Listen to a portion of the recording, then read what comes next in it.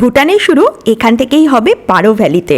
চলুন নেক্সট কিছু মিনিটে পারো শহরের সবচেয়ে সুন্দর 5 জায়গার গল্প বলি।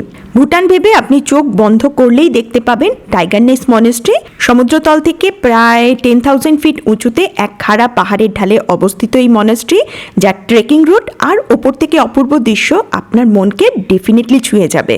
কিছু লাখাং ভুটানের সবচেয়ে পুরনো আর সবচেয়ে পবিত্র মন্দিরের মধ্যে একটা।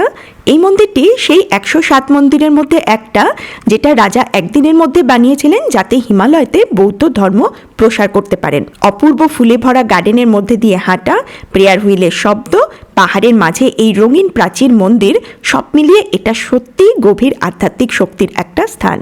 পারো জং, যেখানে ইতিহাস হাওয়াতে মিশে আছে আর যেখানে প্রতিটা পাথর একটা গল্প বলে। পারো জংয়ের ভেতরে আসলেই পাবেন অসাধারণ ভুটানিজ আর্কিটেকচার। 17th সেঞ্চুরিতে তিব্বতীয় সেনারা এখানে বহুবার হামলা করেছিল, তো এই জং সেই যুদ্ধের একটা মুখ্য ভূমিকা পালন করেছিল সেনাদের পরাজিত করতে।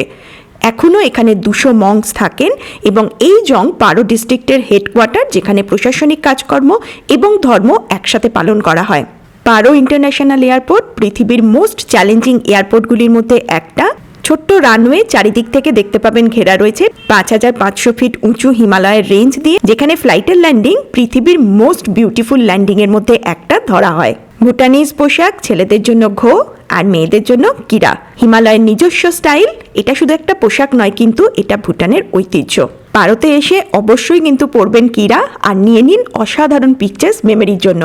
এরকমই আরও জায়গার গল্প জানার জন্য সাথে থাকুন।